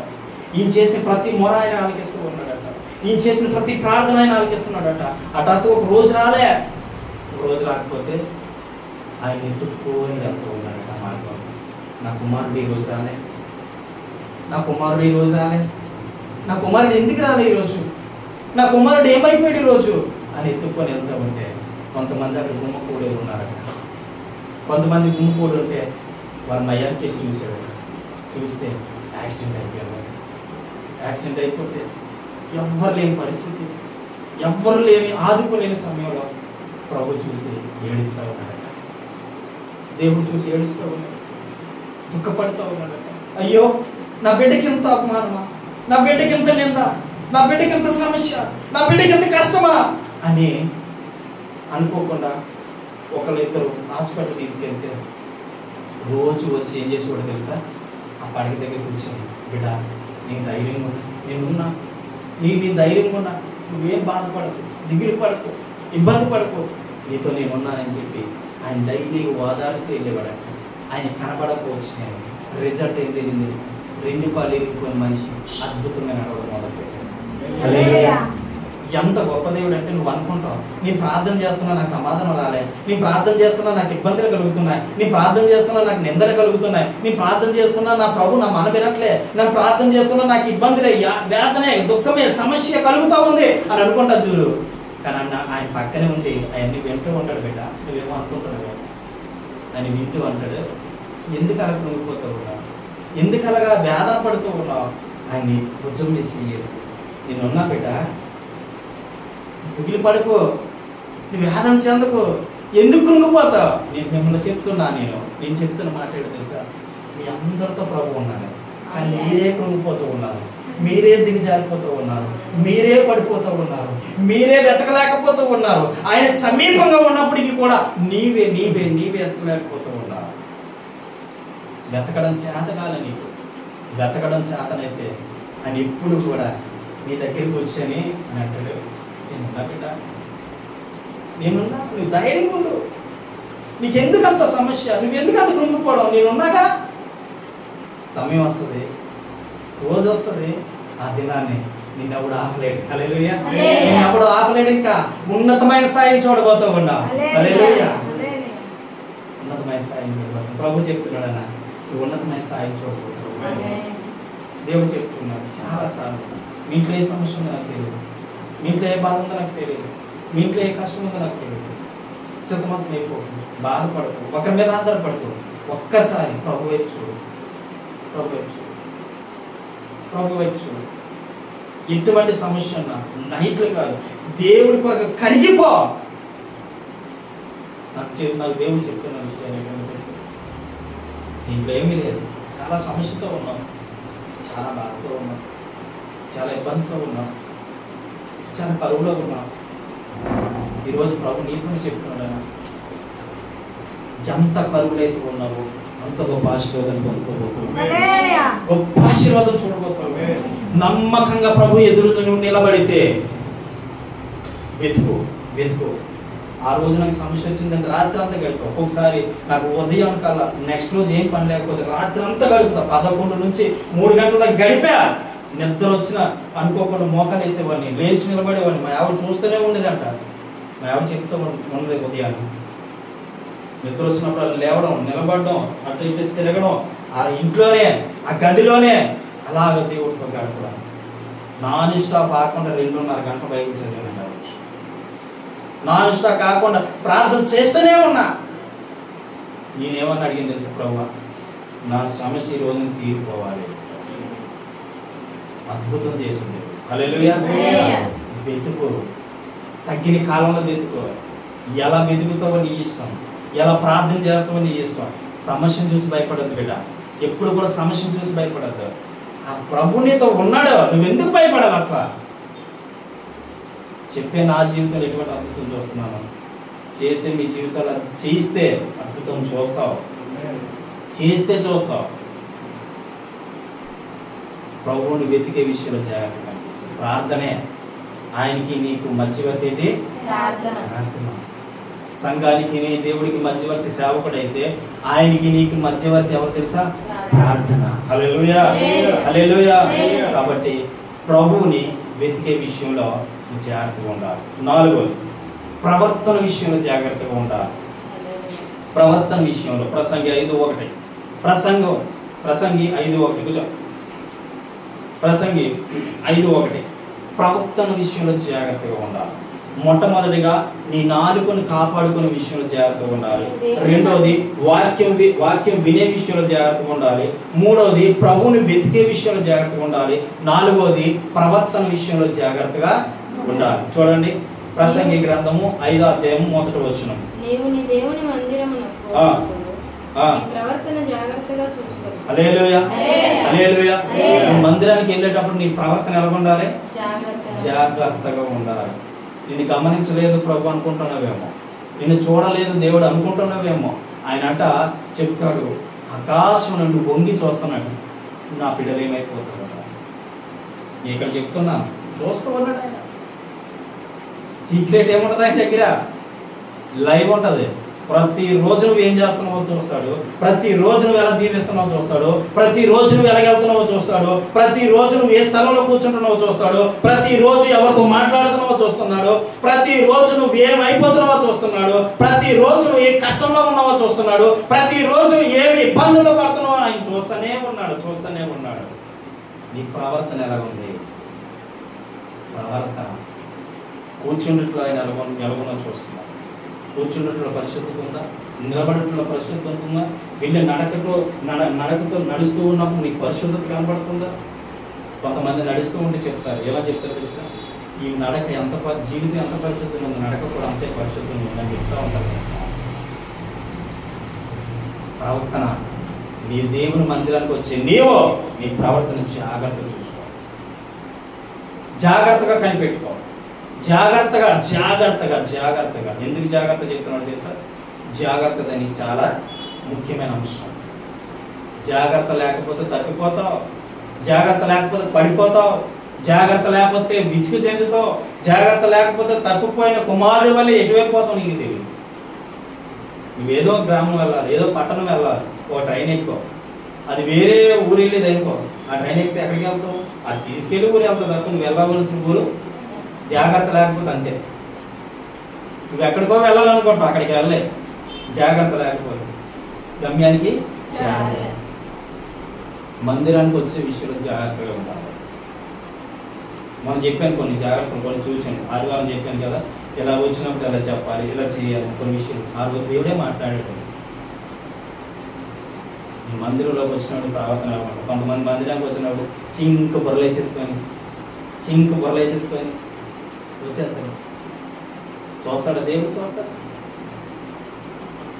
సినిమాకి వెళ్తే ఎలా తయారవుతావు, ఫంక్షన్కి వెళ్తే ఎలా తయారవుతావు, బంధువులు పెళ్ళి అయితే ఎలా తయారవుతావు, చర్చకొచ్చినట్టు చింకు ఒట్లా, చింపురు జుత్తులే, సిగ్గేట్లే. నీట్గా ఉన్ని కాడికి తృప్తి చెందాలంటే నీట్గా స్నానం చేసి, నీట్గా మంచి ఉతికిన వస్త్రాలు కట్టుకొని, శుభ్రంగా తలకు స్నానం చేసి, శుభ్రంగా తయారయ్యి మందిరం రండి. దాంట్లో కూడా ప్రవర్తన చూస్తాడు దేవుడు, తెలుసా మీకు? దాంట్లో కూడా ఉంటుంది ప్రతిఫలం. నేను అందుకే ఒక రోజు చేసిన ఒక ఏం చేయాలి, ప్రెస్టేజ్ కాదు, ఉతికిన దాంట్లోనే, నాకు ఉన్ని బట్టల్లోనే ఈ మందిరానికి వెళ్ళేటప్పుడు నా ప్రభు నా ప్రవర్తన చూస్తున్నాడు. వారానికి ఒకటే చేస్తారు కొంతమంది, వారానికి ఒకటే. పక్కనున్నాడు కూర్చోలేడు 2 నిమిషాలు, కూర్చోగలుగుతాడా? పక్కనున్నాడు కూర్చోలేడు. వాళ్ళు ఏ బాడీ స్ప్రే వాడినా స్ప్రే వాసన అవుతుంది తప్ప ఇంకా ఈ బట్టలకు మామూలు రాలేదు. జాగ్రత్త, ప్రవర్తన అంటే నేను నవ్వుకోవడానికి చెప్పలేదు, కానీ దీంట్లో కూడా ప్రతిఫలం ఉంటుంది. ఈ ప్రవర్తన. కొంతమంది ఏది పడితే చేసి ఇచ్చేస్తారు మనకంటే. జాగ్రత్త, నువ్వు ఎలా వస్తున్నావో జాగ్రత్త. బైబిల్ తెలుసుకోకముందు నేను ఏదో దేవుడు అంటే దేవుడు, సిగరెట్లు కాల్చేసి మందిరానికి వెళ్ళిపోవడమే, పాపం చేసేది దేవుడు మందిరానికి వెళ్ళిపోవడమే, ఎవడైనా ఏమని తిట్టి నేను తిట్టుకొని మందిరానికి వెళ్ళిపోవడమే. ఆ భాషగా నాకు ఏదో వ్యతిరేకం చెప్తే వారా నీకాడ కూడా వస్తానంటనే. ఎవడు పాడైపోయాడు? ఆయన ఏం చెప్పేవాడు? మంచిగా చెప్పేవాడు నీ ప్రవర్తన. మా బాబాయ్ చెప్పేవాడు, రే మారన్రా ఇలాగే అనేవాడు. నిజం చెప్తున్నాను, మా బాబాయ్ అనేవాడు. మా పెళ్లి కాల చిన్న పిల్లల్ని, మారన్రా నేను చావుకుంటారా, నాకు కాస్త గౌరవం ఇవ్వండిరా, మారన్రా మారన్రా అని చెప్పి పాపం చెప్పాడు. ఆయన ఒక్కడు మార్పు చెందలేదు. ఆయన చచ్చిపోయిన తర్వాత అర్థమైంది ఆయనలో ఉన్నటువంటి గొప్పతనం ఏంటి. ఈ రోజు కనుక ఆయన ఉంటే ఎంత సంతోషపడినా, నా బిడ్డలు సేవకులయ్యారు, నా పిల్లలు హ్యాపీగా వాళ్ళు ఉద్యోగాలు చేసుకుంటున్నారు, పనులు చేసుకుంటున్నారు, ఎంత సంతోషపడినాం. ఆయన ఎంత బోధించేవాడు. ఆ చర్చి పక్కన తొక్కల వేయకమంటే ఒక బాదం మిల్క్ ఇప్పించాను నేను. నిజం చెప్తున్నా, ఒక బాదం మిల్క్ చెప్పు. అప్పుడు ఆయన బట్టలు ఒకమంటే ఏమని తెలుసా? మా బాబాయ్, సొంత బాబాయ్, పెళ్లి కాలే, దేవుడి కొరకు సమర్పించేసుకున్నాడు. ఆయన బట్టలు ఉతకమంటే సబ్బు పెట్టడానికి, సబ్బుకు కొనడానికి డబ్బులు ఇస్తే మా పప్పలు కొనుక్కోవడానికి డబ్బులు ఇవ్వాలి. అంతా లంచమే ప్రతిదీ. అందుకే ఇలాగొన్నాను. అంటే ఇలాగొన్నానంటే ఇప్పుడు పర్లే, దేవుడి జ్ఞానాన్ని ఇచ్చి కృప చూపించి దేవుడు నన్ను పిలుచుకోవడం బట్టి ఉన్నాను. లేకపోయినా ఉన్నారు, వాళ్ళ పరిస్థితి ఎలా ఉందో తెలుసు? దారుణాది దారుణం, తాగుబోతులు అయిపోయి, తిరిగిపోతులు అయిపోయి, దరిద్రమైన పంది కంటే హీనమైన బ్రతుకుతూ ఉన్నారు ఈరోజు. వాళ్ళ పరిస్థితి ఏంటి? ఎవరు కాపాడగలుగుతారు? అందుకే పెద్దలు చెప్పినప్పుడు ఎవరు కూడా తప్పొద్దు, మాట తప్పొద్దు, వినండి, మనకే మంచిది. హల్లెలూయా. నీ ప్రవర్తన ఎలా ఉంది? నీ జీవితం ఎలా ఉంది? నీ జీవితం ఎలా ఉందో నీ ప్రవర్తన ఎలా ఉండాలి. కొంతమంది మందిరంలో పిల్లి, బయటికి వెళ్తే పులి. శృతి రాగాలు వదిలేస్తారు, బయటని శృతులు వదిలేస్తారు, బయటని వదిలేస్తారు. పనికి మారుడు అంటారు. మందిరంలోని పిల్లిలా ఉంటావా? బయటికి వెళ్ళేటప్పుడు నీ ఇష్టానుసారం మాట్లాడతావా? జాగ్రత్త, ప్రవర్తన ఎలా ఉంది ఇది.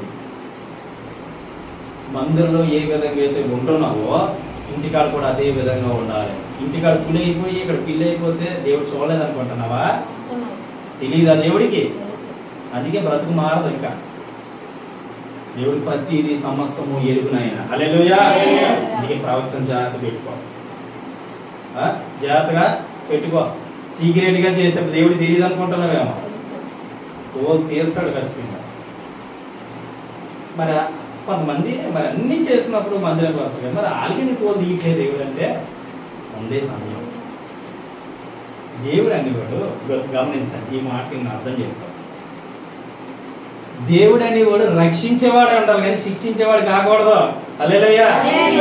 దేవుడు అనేవాడు వెంటనే శిక్షించడు. నీ పాపం పండితే నీవే శిక్షకు వెళ్ళిపోతావు.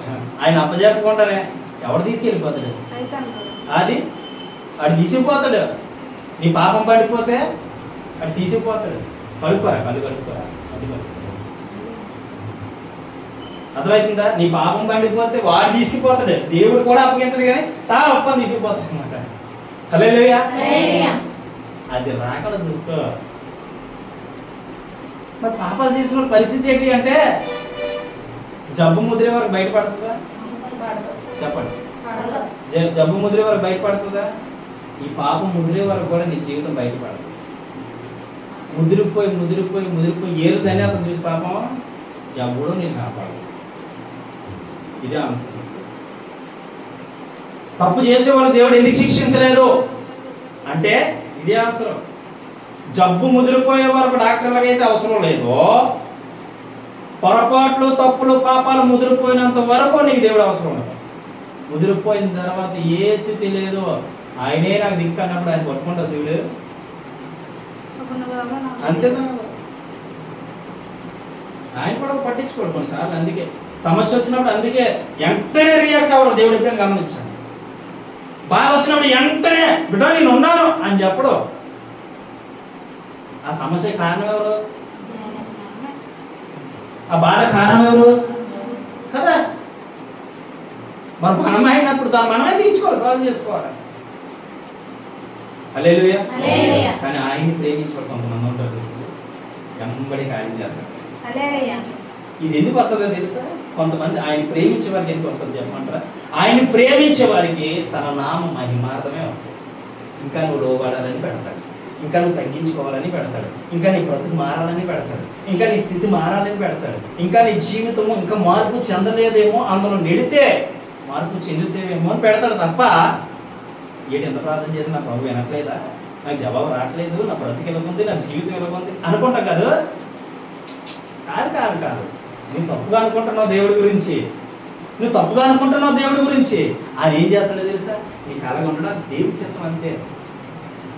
ఒక ఆయన నాకు ప్రశ్నించాడు, ఇంత బలంగా నువ్వు వాడబడుతున్నావు కదయ్యా, ఎందుకు ఇంత తప్పు నీకు అన్నాడు. అనుకుంటా నేను అన్నా, నేనేమన్నా తెలుసు, ఇది ఒక నాకు చిన్న ముళ్ళు. హల్లెలూయా. చిన్న ముళ్ళు అది, అవునా కదా? అది లేకపోతే ఇంకొక ఆయన అంటాడు, అది లేకపోతే నువ్వు అసలు ఇలాగ ఎగరేసుకుని తిరిగిదేమో. ఎస్, అవునా కదా? నా జీవితాలే పట్టి ప్రభుకు లోబడకపోతే దేవుడు ఉన్నాడు, జాగ్రత్త. నీ ప్రవర్తన విషయంలో జాగ్రత్త. 5వది చెప్పేస్తా, న్యాయం చేసే విషయంలో జాగ్రత్తగా ఉండాలి. ఏ విషయంలో జాగ్రత్తగా ఉండాలి? న్యాయం మాట్లాడే విషయంలో కావచ్చు, జాగ్రత్తగా న్యాయం పలకాలి. కోర్టుకి వెళ్ళినప్పుడు బైబిల్ పట్టుకొని లేదా ఏదో గ్రంథం పట్టుకొని అంతా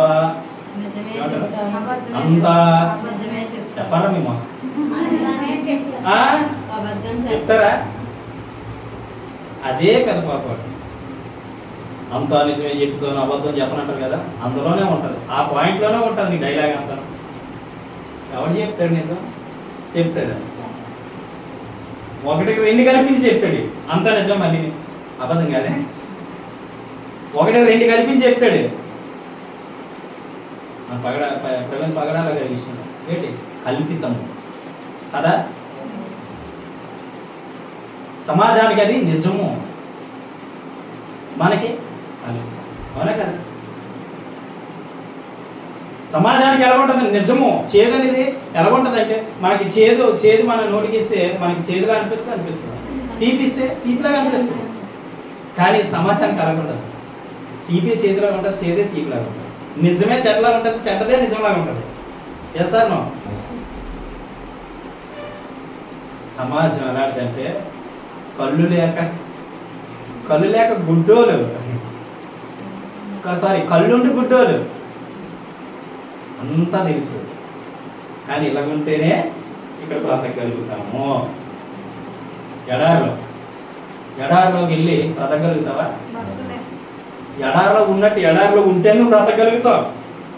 వాటర్ దొరకదు, ఎడారిలో ఏం చదువుతావు మరి? ఎక్కడో మన కిలోమీటర్ దూరం వెళ్తే అక్కడ ఒక బావి ఉంటుంది, దాంట్లోనే ఎంతోసేపు నుంచి తోడితేనే కానీ నీరు బయటికి రాదు. ఇంకా అందులో పురుగులు ఉన్నాయా, క్రిములు ఉన్నాయా, కీటకాలు చూడవు, దొరికిందే చాలు. ఎందుకు? అక్కడ నీరు దొరకదు, కాబట్టి అక్కడ అదే తాగాలి, అవునా కదా? ఎక్కడ మనకి కూడా మనం కూడా అలాంటి సమయంలో అలాగే ఉండాలి. కాబట్టి సమాజం ఎలాగుంటుందంటే, ఈ లోకం ఆడితో నిండిపోయింది. ఎవరితోని? సంతానగాడితోని. వాడు చెప్పినట్టే వినాలి ఇక్కడ.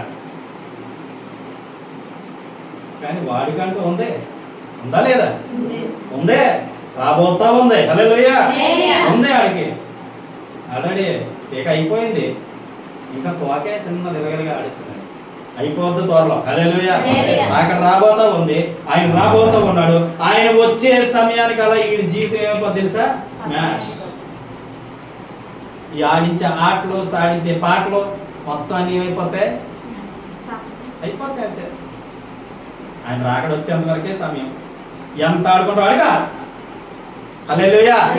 అవునే కదా? అక్కడ వచ్చేంత వరకే ఆ నాటకాలు. కొంతమంది చూడండి, పెళ్ళి అయినంత వరకే రేపు నాటకాలు. పెళ్ళి అయితే తల ఏం చెప్తుంది? అది ఏం చెప్తాయి? ఉడేసేస్తుంది, ముడేసేస్తుంది. తర్వాత అలాగేంటంటే దేవుడు రాకడ రానే ఉన్నాడు, ఆయన వచ్చేంత వరకు ఆడిస్తూనే ఉంటాడు.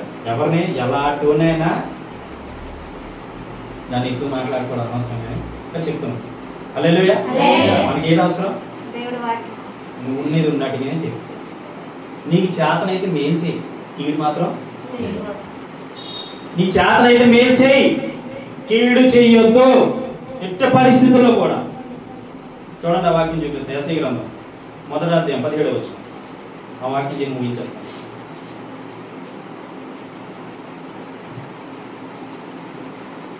పదిహేడవ వచనం, 1వ అధ్యాయం 17వ వచనం. యెషయా గ్రంథము 1వ అధ్యాయం 17వ వచనం.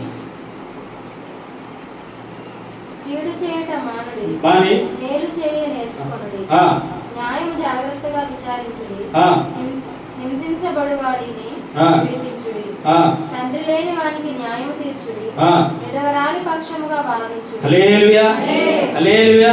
చూడండి ఇక్కడ ఏమంటున్నాడు? కీడు చేయటం మాని మేలు చేయుట నేర్చుకో. నీకు ఎటువంటి సమస్య పైకి వచ్చినా నిజమే మాట్లాడు. అబద్ధం మాట్లాడేవనుకో, అబద్ధానికి జనగడెవడో తెలుసా? అది అక్కడి నుంచి స్టార్ట్ అవుతుంది. చిన్న అబద్ధం అక్కడి నుంచి స్టార్ట్ అవుతుంది ప్రోగ్రాం. ముగింపు వచ్చేసరికి ఏమవుతుందంటే అది చిన్నదే అవుతుంది. అవునా కదా? చిన్నదే, పొరపాటు చిన్నదే. నీ ముగింపు ఎలాగుంటుందో తెలుసా? ఆరంభం చిన్నదే, ముగింపు ఎలాగుంటుందో తెలుసా? నిస్సహాయ స్థితి. ఎవ్వడు సహాయం చేయండి, ఎవ్వడు సహాయానికి రాడిగా. నీ జీవితం నువ్వే కల్లారా పాడు చేసుకుంటావు. చెల్లికి ఎన్నోసార్లు చెప్పాను లేదు. చిన్నదే, చలపురి చాలా చిన్నదే. కొండంత చెట్టుని కూడా ఏం చేస్తుంది? పెక్కలింపి పారేస్తుంది. చిన్నది అని ఎప్పుడు కూడా అశ్రద్ధ తీసుకోకు, జాగ్రత్తగా ఉండాలి. హల్లెలూయా. ఏమో చెప్తున్నాడు ఆయన? భక్తులైనటువంటి యెషయా గారు చెప్తున్నారు ఈ మాట. కీడు చేయటం కీడు చేయటం మాని మేలు చేయ నేర్చుకునుడి, న్యాయము జాగ్రత్తగా విచారించుడి, హింసింపబడు వారిని విడిపించుడి. హల్లెలూయా, హల్లెలూయా.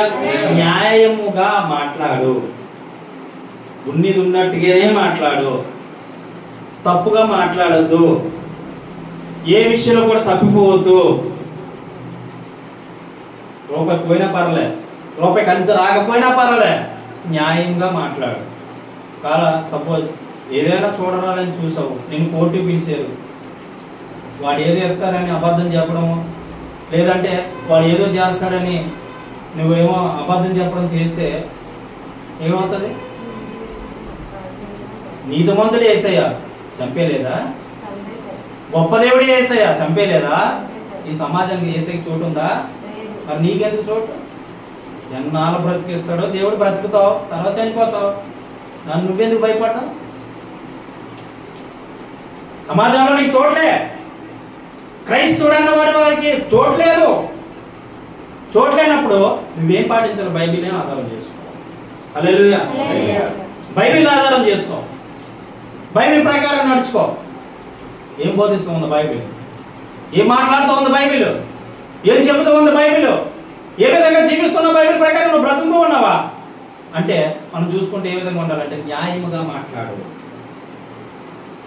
ప్రాక్టికల్ ఉన్నది ఉన్నట్టుగా మాట్లాడు, తప్పిపోకు.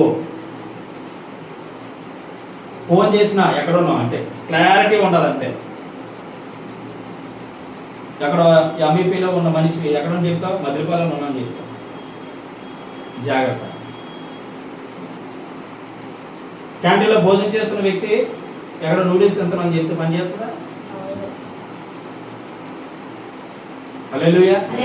నువ్వు చెప్పకపోవచ్చు, ఒకరోజు నీ నోటి ద్వారా తెప్పించే దేవుడు ఉన్నాడు. గమనించుకో, గుర్తుపెట్టు.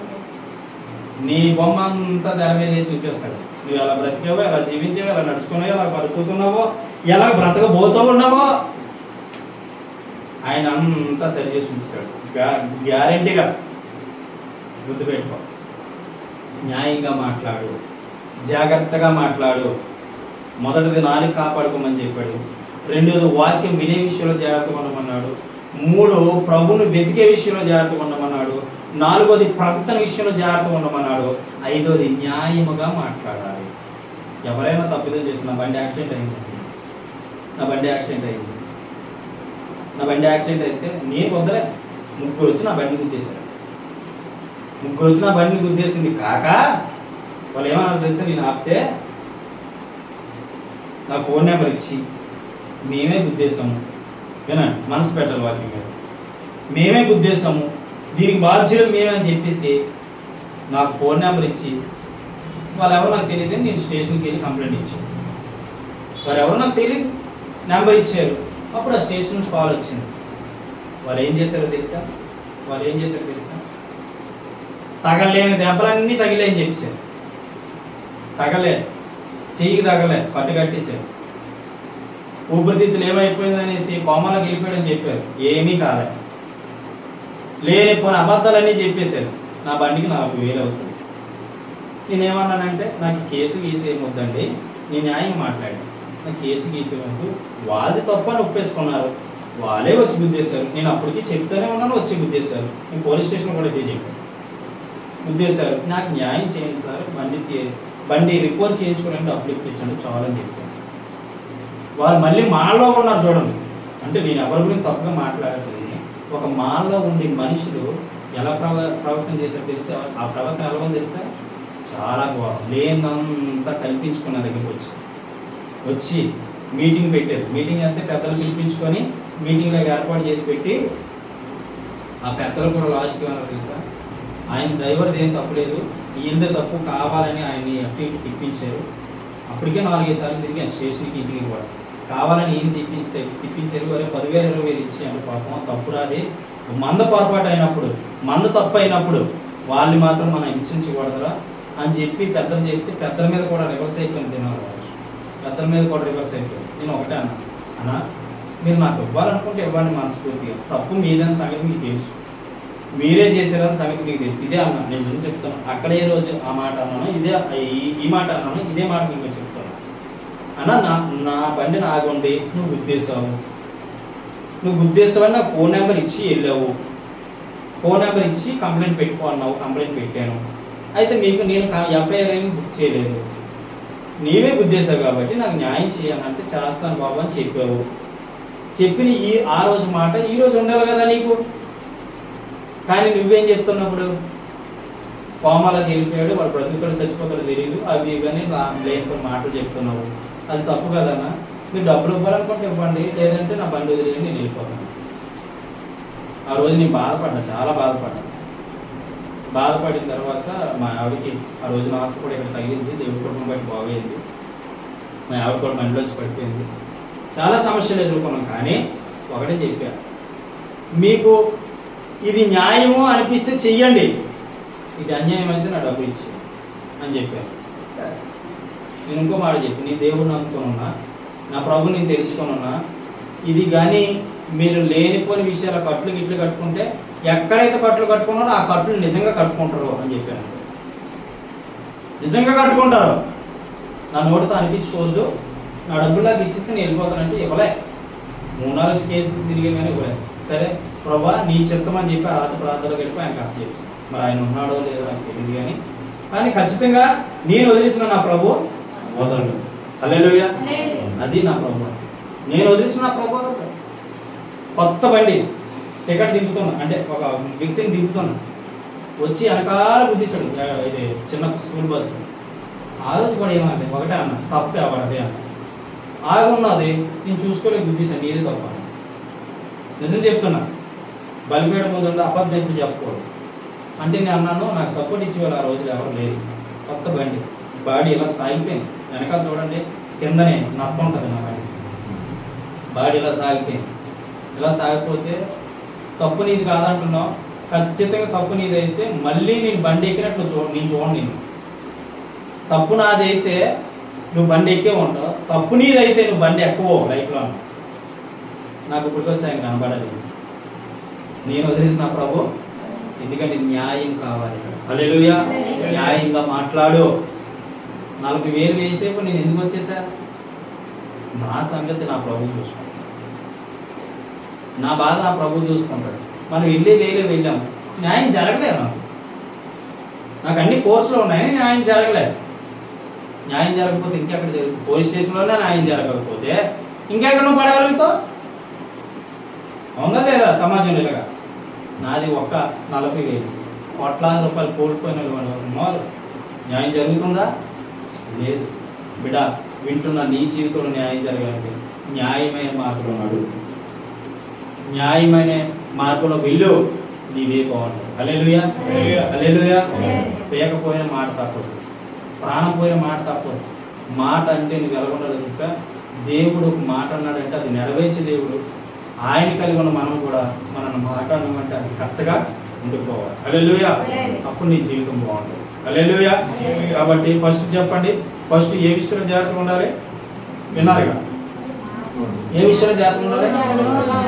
నోరు అంటే 4 విషయంలో జాగ్రత్తగా ఉండాలి. రెండోది వాక్యం వినే విషయంలో జాగ్రత్తగా ఉండాలి. మూడోది ప్రభువును వెతికే విషయంలో జాగ్రత్తగా ఉండాలి. నాలుగోది ప్రవర్తన విషయంలో జాగ్రత్తగా ఉండాలి. ఐదోది న్యాయ విషయంలో జాగ్రత్తగా ఉండాలి. నువ్వు ఏ న్యాయం చెబుతావో రేపు నీకు అదే సంభవిస్తుంది. అవునా కదా? హల్లెలూయా. కాబట్టి 5 విషయాలు జ్ఞాపకం చేసుకోండి. ప్రతి విషయంలో జాగ్రత్త పడాలి. బండి మీద వెళ్ళేటప్పుడు జాగ్రత్త పడండి, బయటకు వచ్చినప్పుడు జాగ్రత్త పడండి, ఇంట్లో బయటకు వెళ్ళినప్పుడు జాగ్రత్త పడండి, వీధిలోకి వెళ్ళినప్పుడు జాగ్రత్త పడండి. మన ఒక పాప నడుచుకొని వస్తుంది, 10 కుక్కలు మొత్తం చిన్న పాప, ఈ పాప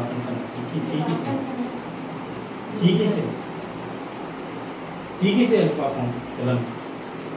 వాళ్ళ తల్లిదండ్రులు ఎంత బాధపడుతున్నారు. కొన్నిసార్లు మనం న్యాయంగా వెళ్ళి వాళ్ళు న్యాయంగా రాకున్నప్పుడు వాళ్ళకి దేవుడు వదిలేయాలి. ఎవరు వదిలేయాలి? మన న్యాయంగా వెళ్ళి వాళ్ళు న్యాయంగా రారు. ఈ లోకంలో ఆడు, లోకంతో తీరటువంటిది. కాబట్టి నువ్వు వదిలే, దేవుడు చూసుకుంటాడు. పగ తీర్చుకోవడట నీ పని కాదు, నా పని అన్నాడు దేవుడు. హల్లెలూయా. మొదలేదు బైబిల్. పగ తీర్చుకోవడం నీ పని కాదు, ఆయన చూసుకుంటాడు. పరమ తండ్రి నీ పక్షాన ఉన్న దేవుడు ఆయన చూసుకుంటాడు. నువ్వు ధైర్యంగా ఉంటావు. హల్లెలూయా, హల్లెలూయా. గమనించి ప్రియమైన దేవుని బిడ్డ, ఈరోజు మనం సైలెంట్గా వెళ్ళా, చక్కగా వెళ్ళా, మోటార్ సైకిల్ మీద మనం కరెక్ట్గా వెళ్తాం. అవతల కరెక్ట్గా రావద్దా? ఆడు ఎరగబడుతూ వస్తాడు, పడతాడు. తీరా కోసం మన వెహికల్లో దిగుతాడు. కానీ అక్కడ న్యాయం నీదైతే న్యాయంగా మాట్లాడు. వచ్చిందా? దేవుని స్తోత్రం. రాలేదా? మరీ దేవుని స్తోత్రం. దేవుడికి అప్పగించే ఖచ్చితంగా బెండి తీసి ఆయన వచ్చి నీ కాళ్ళ దగ్గర పెడతాడు. హల్లెలూయా, హల్లెలూయా. కాబట్టి జాగ్రత్త అనే విషయం చాలా మనకు అవసరమే ఉంది. దేవుడి మాటలు దీవించును గాక, దేవుడి మాటలు ఆశీర్వదించును గాక. అందరూ కూడా మోకరిద్దాం, ప్రార్థన చేసుకుంటాం. ప్రార్థన చేసుకుందాం.